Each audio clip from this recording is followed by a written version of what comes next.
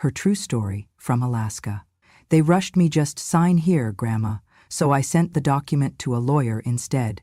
What he found made their faces go white. The paper trembled in my hand, not from fear, but from the weight of betrayal. The ink was still fresh, the air wasn't. It stank of pressure, of greed, of the same cheap perfume my daughter-in-law wore when she cried on my shoulder the night her husband first hit her, my son. I remember thinking how fragile she seemed back then. Tonight, she looked anything but. "If you don't sign this today," she hissed, her fingers clenched around the back of my chair. "Don't expect to see anyone in this house again. Not me, not your precious grandson. You want to die alone in this icebox? Be my guest." Her voice was low, cold, calculated. Then came his voice, deeper, sharper, nastier. "My grandson. Sign it and go rot in that nursing home," he said, laughing without humor. "Every extra day you breathe in here just makes this house more disgusting. You cooked and wiped asses, Grandma. That's it. You think that means you get to cling to land like this? This house? Please." I sat there at the dinner table, surrounded, one on either side. The kitchen was warm with the wood stove still glowing, but it felt like I was freezing. Outside, the snow had begun to fall again, just as it always did in late November. It whispered across the windows, tapping like it wanted to come in and carry me away from all this. I said nothing. I reached for my glasses, slipped them on, and stared at the stack of papers they had so confidently slid before me. The pen lay beside it, uncapped, waiting for my shaking hand. My daughter-in-law looked triumphant already, like she thought the battle was over. My grandson leaned back, arms crossed, smirking like a villain in a cheap TV show. This was not how it was supposed to be. I was not supposed to be here, in my own kitchen, being told I was unwanted, being told I was useless. This was the same table where I had fed them both since they were children, where I had stitched clothes late at night after the storm of '81, where I had nursed my husband's frostbitten hands when he came home from digging graves for the ones who didn't survive. I looked at that stove, the same one he built from scraps and sweat, and I heard his voice. It came back so clearly, like he was still here, brushing snow from his beard and tugging off his boots. "As long as you keep that fire lit, Anna," he'd say, "this house is ours. Let the snow come. Let it bury the world. Our bones will rest right here, where they belong." He died 2 winters ago. Hart stopped in the garden while clearing snow, just like he wanted, working, quiet, with his back straight. I buried him under the old spruce by the frozen lake. It was his favorite view. The land didn't shake when he died, but mine did. Nothing had been steady since. I thought grief would be the hardest part. I was wrong. "TikTok," my grandson sneered. "Or are we waiting for you to have another stroke and drool on the paperwork? We've got appointments tomorrow. The movers won't wait." That was it. Their real urgency. Not my health, not my well-being, not even pretending anymore. They had things to do, money to make. This house, this land, it was their ticket out. Out of what? Out of hard work? Out of their own mediocrity? I turned the first page slowly. Legalese. So much of it. They had highlighted the signature lines for me in bright yellow. How thoughtful. A full packet. Ownership transfers, medical power of attorney, end-of-leaf consent forms, all streamlined, all too tidy. They must have been planning this for months. My daughter-in-law leaned closer. "You always said you didn't want to be a burden. Well, now's your chance to prove it." I nodded faintly, as if absorbing the logic of that twisted appeal. She had a voice like gravel soaked in vinegar, coarse, sharp, unrelenting. But the worst part wasn't the words. It was the calm certainty. She truly believed she was right. "You think we're doing this for us," she added. "We're doing this so you can have dignity." My laugh surprised even me. A short breath, brittle and dry. "Dignity?" I echoed. They froze. I picked up the pen. She gasped in relief, stepping back, arms folded. My grandson exhaled audibly, already imagining renovations and resale value. I held the pen above the page, and then I set it down. Carefully, precisely, as if I were placing the last stone on a grave. "I'm not signing," I said quietly. My daughter-in-law blinked. "Excuse me?" I looked her dead in the eye. "You heard me," my grandson scoffed. "You're kidding. You'd rather die in this shack than move into somewhere safe? You're going senile." "No," I said. "But you are greedy." The silence that followed was thick and hot, even as snow gathered on the windowsill behind me. I rose slowly, my knees cracked like old wood, but I stood. This house was built by hands that bled and froze for it. This land saw births and burials, and now it sees you. I pushed the papers toward them, untouched. "If you ever speak to me like that again," I said, "do not expect to find this door unlocked." Then I turned and left the room. Not to slam doors, not to scream, just to breathe. Outside, the cold bit my skin, but it felt cleaner than the heat in that kitchen. I walked to the shed where we kept the old snowshoes, and I stood still for a moment, just long enough to let the wind carry away the echo of their voices. I was not going anywhere, not yet. The wind howled outside like it always did in early winter, weaving through the trees and rattling the loose metal on the shed roof. But it was not the sound that haunted me.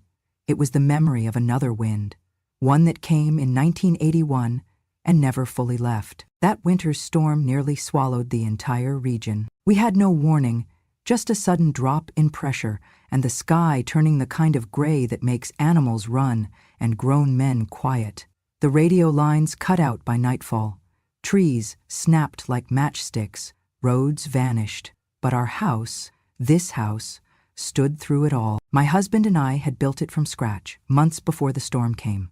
We hauled logs ourselves, dragged stones by sled, and hammered each board with frozen fingers. We were young but determined, poor but stubborn, and full of the kind of belief that love could warm any cold. He designed a frame to face away from the wind and built the foundation deep into the frozen earth. I remember how he used to say, "If this place can't keep us safe, then nowhere will." When the blizzard hit, it came with a vengeance. Visibility dropped to nothing. The generator gave out in most of the valley. People tried to drive out, tried to walk for help, but the snow buried them faster than they could move. That was when the first knock came. It was a little after midnight. The wind was shrieking, the kind that pulls tears out of your eyes whether you want to cry or not. My husband opened the door, and there stood a young couple, frost clinging to their eyelashes, the woman carrying a baby under her coat. "Please," she whispered, barely audible. "We saw your chimney." He didn't hesitate, not for a second. He ushered them in, pulled blankets from the bedroom, told me to heat broth. That was the first. By dawn, there were 20 people in this little house. Neighbors, strangers, a retired teacher, a mailman, 2 teenagers who had been stuck in a snowdrift for nearly 8 hours. We ran out of beds the first hour. After that, we gave up the chairs. Then the floor space. People leaned against walls, curled near the stove, tucked into corners like feral cats, just trying to survive. For 3 days, we fed them, warmed them, prayed with them. My husband chopped wood until his hands blistered and bled. I cooked rice in water when the broth ran out. We boiled snow to make tea, passed around old wool socks like treasure. I remember one man crying, just from the feel of dry socks on his feet. When the storm finally cleared and the search teams arrived, not one person in our house had lost a toe to frostbite. Not one. They called our cabin a miracle. But it was not a miracle. It was love and labor, sweat and faith. Every beam in this house, every stone in its hearth, had been laid with the intention of safety, not just for us, but for whoever needed it. After that winter, people in town referred to our place as the warm house. Not because it was physically warm, but because it had opened itself when everything else closed. I wish he could have lived to see the sign they made. A small wooden plaque that said just that, "The Warm House, Est 1981. He hung it by the front door with pride, brushing his fingers across it every time he came in from the cold. When he passed, 2 winters ago, I thought the warmth might go with him. But every morning since, I have lit the stove, alone, quietly, reverently. I chop wood the same way he used to, though slower now. I sweep the hearth, boil tea, and whisper his name when the embers crackle just right. This house, this land, is the last piece of him I have, the last piece I belong to. People assume that grief comes loudly. It does not. It settles in the floorboards, in the empty rocking chair, in the cup left drying by the sink. It curls under doorways and hums in the pipes. And yet, every winter, without fail, I still think I hear it. A knock, a soft rap on the door, barely there, and my heart stirs, thinking, maybe someone still remembers. I do not answer anymore, but I listen, because this house was not just built from wood and stone, it was built from memory, from rescue, from resistance against the kind of cold that takes everything. That is why I stayed. That is why I never sold. And that is why I will never sign. They said it was for my care. That was the phrase they kept using, over and over again, like a lullaby meant to soothe a baby or dull the mind of someone they assumed was fading. For your care, Grandma. For your safety. To give you the comfort you deserve. I nodded when they said it, smiled faintly like an old fool, and pretended not to see the way they avoided eye contact when they handed me more papers. They acted like they were doing me a favor, like putting me in a facility 3 towns over would be a mercy, a kindness, like being removed from the only home I ever knew was some act of devotion. I played along. That is something you learn when you age, how to pretend you do not know more than they think you do. The truth came to me in the most careless of ways. It always does it not? It was early evening. The snow was falling steady, heavy with the hush of night. I was supposed to be asleep. They thought I had gone to bed after dinner, but I had only gone to my room to rest my legs. I heard the phone buzz first. Her voice came next. "Yeah, no, she has not signed yet," my daughter-in-law whispered into the receiver, pacing in the hallway just outside my door. "But it's fine. She's just slow. Once she signs, we can finally move forward. The first deposit already came in for Lot A." A pause, then a chuckle. "Yeah, the view's worth double." They loved the idea of a lakeside fire pit. Said they could already picture the glass walls facing the ice. I sat up. She kept talking, lower now, but not careful enough.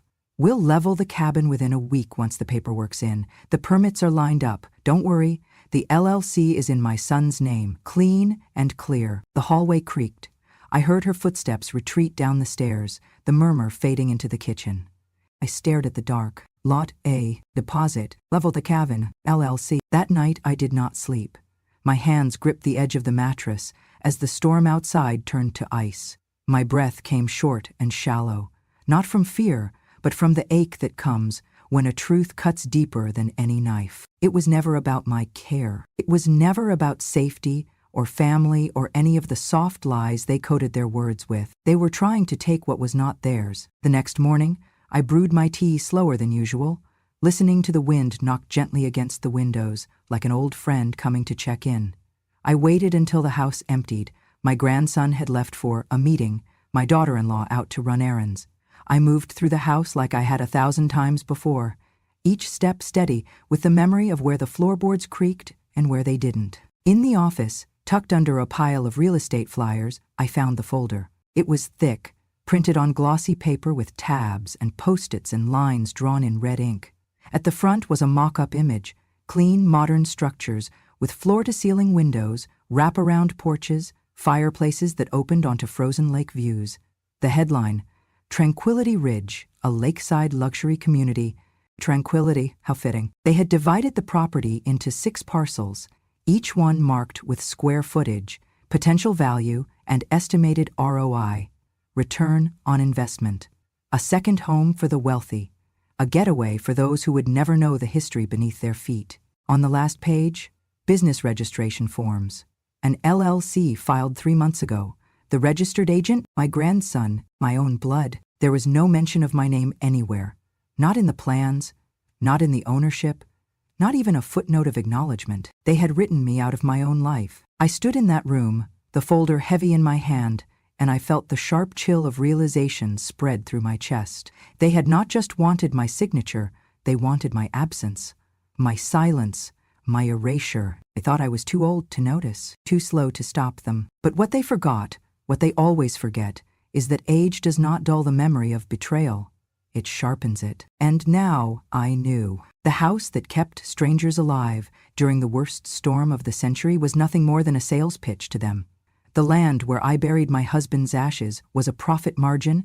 The fireplace I lit every morning was marked for demolition. They thought I was just wood and bone. They forgot I was still fire. It had been more than 20 years since I last opened that safe. Back then my hands were steadier, my hair was a shade darker, my husband was still alive, and the world, while never easy, still felt like something I could hold on to. Now the combination lock sat there like an old riddle, its numbers faded, the dial slightly stiff from cold and age.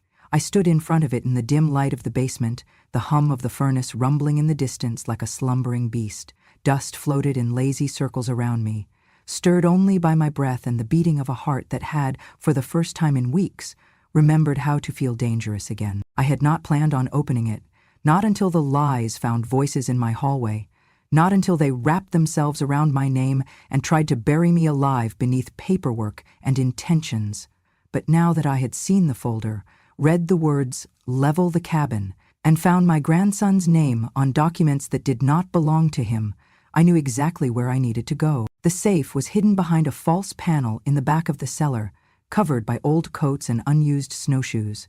My husband built it himself, back in the spring of 1983, just after a visit from a man named Russell Lane, a quiet, careful representative from a small environmental conservation group based in Anchorage.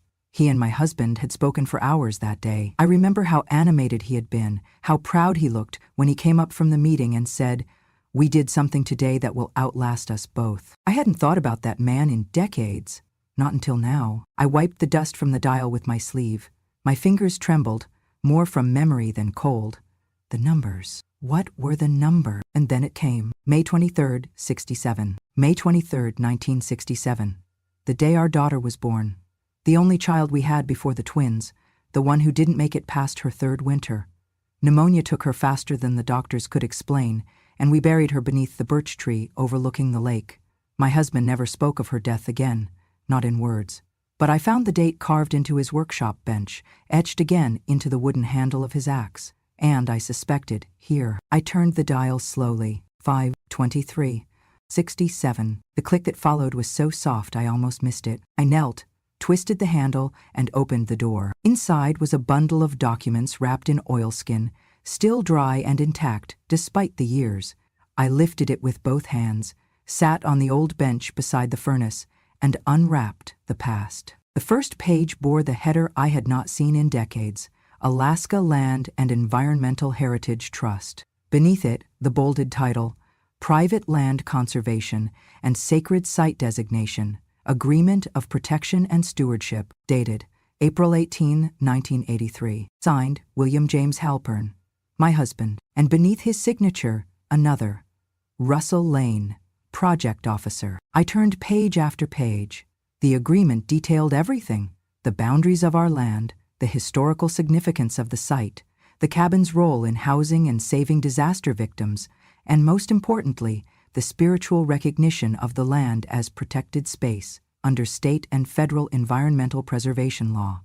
The language was precise. This parcel of land, including any structures currently standing or erected in the future, shall not be transferred, sold, or altered in any way, structurally or legally, without written, verified, and notarized consent of the original signatory and/or surviving spouse. I let out a long breath I didn't realize I'd been holding. This was it. The truth they had forgotten. They assumed time had buried everything.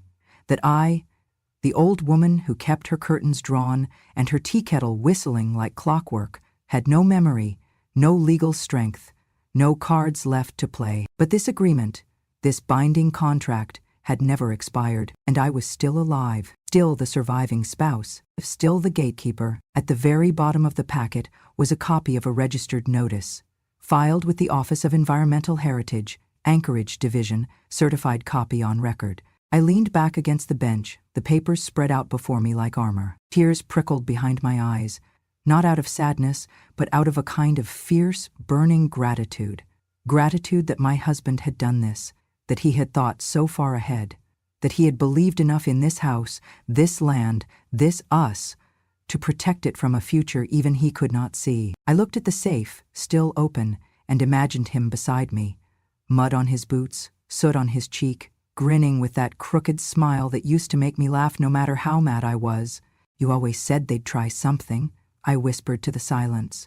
"You were right." I gathered the papers, slid them back into the oilskin, and held them close. They could draw maps, file deeds, even whisper threats in their silk-laced voices. But this was mine. And now, I had something they didn't expect. Proof. "I'll sign in 3 days. That was all I said. 3 days. Not today, not now. just enough to lower their guard. My daughter-in-law's eyes lit up the moment the words left my lips. My grandson looked at me like I had finally come to my senses. They did not press me further, not after that. They simply smiled, tight, satisfied smiles, and left me alone to rest. But rest was not what I had in mind. As soon as they drove into town the next morning, I got to work. I laid the conservation papers flat on the dining table, smoothing every corner. The name I had not spoken aloud in years came to me like a whisper riding the smoke from the fireplace. Jack Burnham. Jack had been my husband's friend, one of the few who had stayed honest while the rest chased money. He was sharp as a tack and dry as Alaska bark. A retired federal lawyer from the Bureau of Land and Natural Resources. He moved down south a while ago, somewhere near Juneau, I heard. But I had his number, still scribbled on an old recipe card, wedged in the back of the phone book. My hands trembled slightly as I dialed. It had been years. Jack Burnham speaking, came the voice, brisk and unmistakable. "It's Anna," I said, clearing my throat. "Anna Halpern." There was a pause, then a sudden shift in his tone. "Well, I'll be damned. Anna, it's been what, 15 years? "Closer to 20, I said. "I need your help." I told him everything, slowly, clearly, reading each clause from the agreement my husband signed. Jack did not interrupt, not once. When I finished, I scanned the pages and sent them to the email he dictated over the phone. "You still trust fax machines?" I asked with a chuckle. "I trust my eyes more," he replied. By dusk I had a reply in my inbox. It was short, blunt. Jack never was one for drama. "Anna, if you sign anything, they'll take everything. This is not just protected land, it's strategic property. The lakefront access, the elevation, the mineral shelf underneath, it's all on record. The government flagged your parcel in 2019 for conservation interest. It's under quiet monitoring. These developers are vultures. That LLC is a shell. They plan to flip the land before anyone catches on. Do not sign. I'm contacting an associate in Anchorage. Let's shake some trees."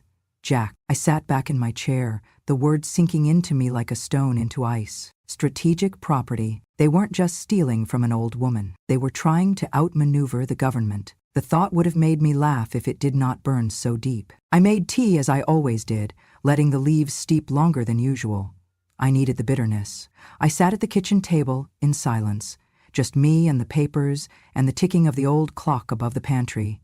That sound used to annoy me, the second hand always a beat too loud. Tonight, it sounded like purpose. Tick. They think I am weak. Talk. They think I am blind. Tick. They think I am alone. But I am none of those things. I folded Jack's reply into the oilskin bundle, tucked it back beneath the floorboard under the pantry shelf, and replaced the loose panel with care. No one ever looks there. They never have, just like they never looked at me, really looked, and saw anything more than age and softness. 3 days, that is what I gave them, but what I really gave them was rope. Let them plan. Let them gloat, because when they come back with pens and contracts, when they sit me at this table and push that smirk behind their sweet voices, "Just sign here, Grandma," they will not see the storm I've prepared. They think silence means surrender. But silence, when chosen, is something else entirely. It is calculation. It is waiting. It is power. I told them I wanted to make a meal before signing. My last supper, I called it, with a trembling laugh and a weak smile. I told them I wanted the whole family present to say goodbye to the house, to bless their new beginning. They took the bait without question. "All that's so sweet, Grandma," my grandson said, kissing the top of my head like I was already halfway buried. "You won't regret this. My daughter-in-law ordered catering. No need for you to cook, Ma. You should just sit and rest." I nodded, let her think the strength was gone from my hands. They even brought in a real estate attorney. Their own, of course. A young man in a shiny suit with slicked back hair and a handshake that felt like handling fish guts. "I'll walk you through everything, Mrs. Halpern," he assured me, voice syrupy. "We'll make it smooth." I smiled, small and weary. 3 days had passed since I gave them my false promise. 3 days since Jack's email arrived. And in that time, I had made my calls, quiet ones, precise, just like the kind my husband used to make when negotiating timber rights or storm repairs. This house had taught me patience. Now it would teach them reckoning. That evening, the house looked just as it had on Thanksgiving long ago. Lights glowing, snow drifting outside the windows, a table set for too many people in too small a space. Except this time, it was not warmth filling the air. It was anticipation. They all arrived early, hungry not for food, but for the signature. Their eyes sparkled like they were watching me dig my own grave. "Is this everyone?" I asked gently. "Everyone who matters," my daughter-in-law said, looking around. "Perfect," I said. Then came the knock. It was firm, professional. I shuffled over and opened the door. In stepped two strangers. The first, a tall woman in a charcoal coat and federal badge around her neck, Marissa Dean, Environmental Protection Liaison.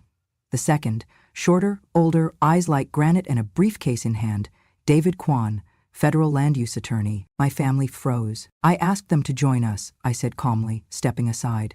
"This house has more than one signature to consider tonight." The silence that followed was so loud I could hear the clock ticking behind me. What is this?" my grandson finally stammered. "Cease," I said, turning to the crowd now gathering around the dining room table. "Are representatives from the Conservation Trust my husband and I entered into back in 1983, and from the federal office that oversees sacred and strategic lands in Alaska. They're here because you've made some decisions without understanding who this land belongs to." I pulled out the document I had retrieved from the safe and laid it gently on the tablecloth, smoothing it flat with both palms. "I'd like to read something," I said, voice steady now. "This is from the conservation agreement filed and notarized over 40 years ago." I began to read. "This parcel of land, including any structures currently standing or erected in the future, shall not be transferred, sold, or altered in any way, structurally or legally, without written, verified, and notarized consent of the original signatory and/or surviving spouse." I looked up. In the surviving spouse, the real estate attorney blinked. "Ma'am, that document may be outdated." "It is not," Marissa interrupted coolly, producing her own folder. "This agreement was reviewed and reconfirmed by the Alaska Environmental Heritage Trust as recently as 2019. This property is on a federal interest list due to its location, structure, and historical function during the 1981 storm emergency." David Kwan stepped forward. "And if anyone here attempted to register a transfer or initiate a demolition under an LLC without disclosure of this status, well, that constitutes fraud, serious fraud." My grandson's face drained of color. My daughter-in-law stumbled back into her chair. "No one told us that," the lawyer whispered. "Because they didn't know," I said. "Because they didn't ask. Because they thought I was too old to remember, too soft to resist." Marissa turned to me. "Mrs. Halpern, would you like to file for formal injunction against this sale and development?" I nodded once. "Yes, effective immediately." My voice did not rise. It did not need to. The silence after was louder than any scream. I turned to the people I once called family. "You sat in this house and told me I was a burden, that I was in the way, that I was nothing but a woman who cooked and cleaned and took up space. You planned to destroy the only home I've ever known. You didn't even have the decency to ask what it meant to me." I reached down, picked up the untouched papers they had laid out, and held them between two fingers. "I'm not signing this," I said, then let the pages fall into the fireplace behind me. They ignited instantly. Flames danced, just like my heart. I thought burning their contract in my fireplace would be the end of it. But fire, you see, does not just destroy, it reveals. Within 48 hours, the real storm began. Not a storm of snow or wind, but subpoenas, phone calls, and headlines that tore through my family faster than any blizzard ever could. It started with a call from Jack. "They're trying to scramble," he said, "but they made too many mistakes." Mistakes. That was putting it kindly. I handed over everything: maps, bank statements I found in my grandson's room, emails I had quietly forwarded to Jack after snooping on the family laptop while they were out. I had no training in law, but I had eyes. I had memory. And I had nothing left to lose. Jack and his colleagues combed through it all like bloodhounds. What they found left no room for mercy. There were forged contractor invoices, construction permits filed under fake timelines, real estate listings uploaded to private investor forums, complete with artist renderings of a future resort that erased every trace of the cabin I had called home for half a century. The worst, though, came from the bank. My grandson, my own blood, had leveraged the land as collateral for a $1 million, a risky, high-interest bet on a crypto investment scheme. He'd filed under the LLC he formed behind my back, using fake documentation that implied he already had clear title to the land. I thought, he never did. He just thought I was too old to notice. When the bank realized the land was federally protected and couldn't legally be transferred or mortgaged, they panicked. Lawyers were dispatched. The Environmental Trust filed an emergency cease and desist. Jack moved swiftly, and within a day, a court injunction was granted. All activity on the land was frozen. Permits revoked. LLC flagged for investigation. It didn't end there. The local paper ran a story the following Sunday. Grandmother stops $1 million scam by own family. A photo of the cabin.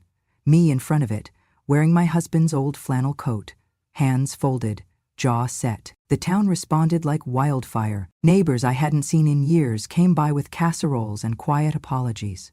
Strangers stopped their snowmobiles near the edge of the property just to nod respectfully. Some even asked if they could help protect the place.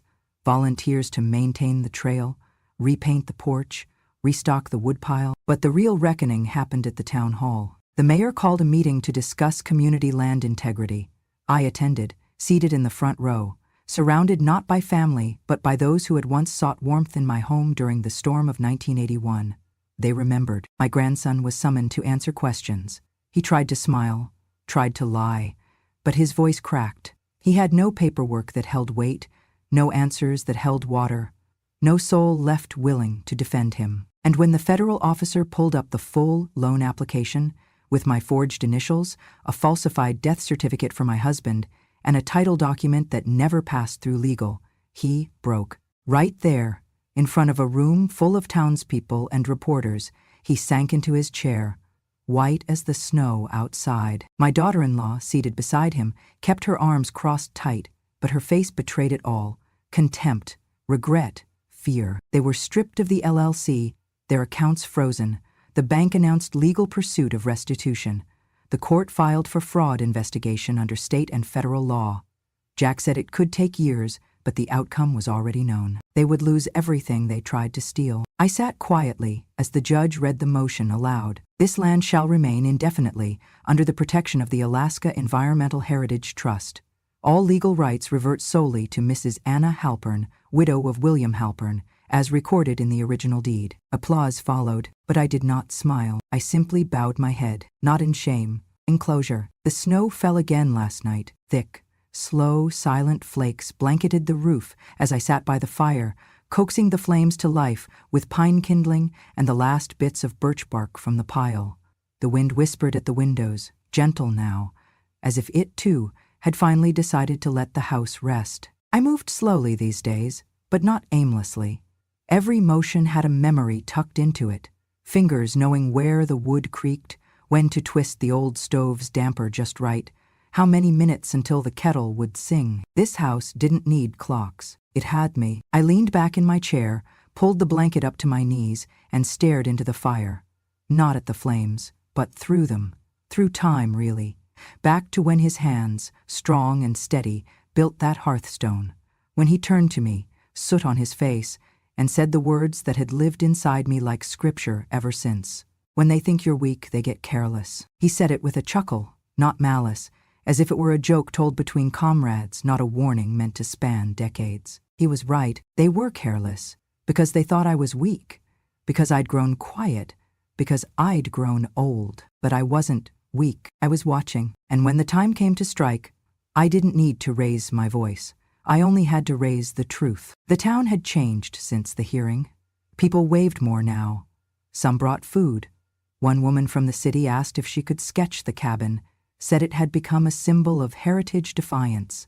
I told her to draw whatever she liked, just so long as she didn't try to own it. Jack called last week to tell me the paperwork was final. The cabin and surrounding land were now recognized as a joint site of historical and environmental significance, protected forever, maintained by the very agency my husband had believed in.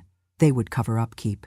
Volunteers would rotate through to tend the trail and educate school children, and the building itself, it would remain exactly as it was, down to the knots in the doorframe and the scratches on the floor where the dogs used to run. They asked if they could call it a museum. I said yes, so long as they left the stove working and the rocking chair by the window. They did more than that. They carved a plaque into the wall, just above the mantel, burned into the cedar in firm, weathered lettering. It reads, "This is the house they thought had no value, only because the last person living in it was me." Some visitors cry when they read it. I don't. I just nod. As for the ones who betrayed me, the world has a way of dealing with them without my help. My grandson, once so smug, so eager to erase me, now works nights as a janitor at a corporate complex 2 counties over. He scrubs toilets in buildings he used to dream of owning. When asked for references, he lists no family. And my daughter-in-law? She left without a word. No note. No apology. Nothing. Some people asked me if I was angry, if I wanted vengeance, if I wanted to see them suffer more. I always give the same answer. No, because I never needed revenge. I had something stronger. Time. Time exposed every lie. Time revealed every intention. Time peeled back the false smiles, the greedy whispers, the hands reaching not for love, but for legacy. I didn't scream. I didn't throw dishes or curse their names in the street. I waited. I held my silence like a blade, sheathed but ready. And when the moment came, I used it. Now I sit here, alone but not lonely, in the same chair where I once rocked babies, where I once nursed grief, where I once wondered if silence meant defeat. Sometimes silence is a seed, and today it has bloomed. Every morning, I light the fire. I make tea. I open the door and breathe in the crisp air of a land I was never meant to leave. The birch tree still stands by the lake. My husband rests beneath it just as he wished, and when the wind moves through its branches, I imagine I hear him laughing. He would have liked how it ended, not with shouting, not with blood, but with truth and legacy, and snow falling gently on a home that refused to be erased. Because justice doesn't always arrive on horseback or in headlines. Sometimes it comes softly, like winter, like a knock on the door, like the whisper of a woman who was never supposed to matter, but did, and always will. If this story touched something deep in you, if you've ever felt overlooked, discarded, or told you were too old to matter, then know this: your silence is not weakness. Your memory is not noise. It is your power. Here on Grandma True Stories, we share the truths that were never meant to be told, not for pity, but for clarity. Because revenge has no expiration date. And wisdom? Wisdom doesn't shout, it remembers. So if you believe in stories that matter, in justice that waits quietly, and in voices that refuse to die out, subscribe to Grandma True Stories. Join a community where the forgotten are finally heard. Because sometimes, the quietest woman in the room is the one who changes everything.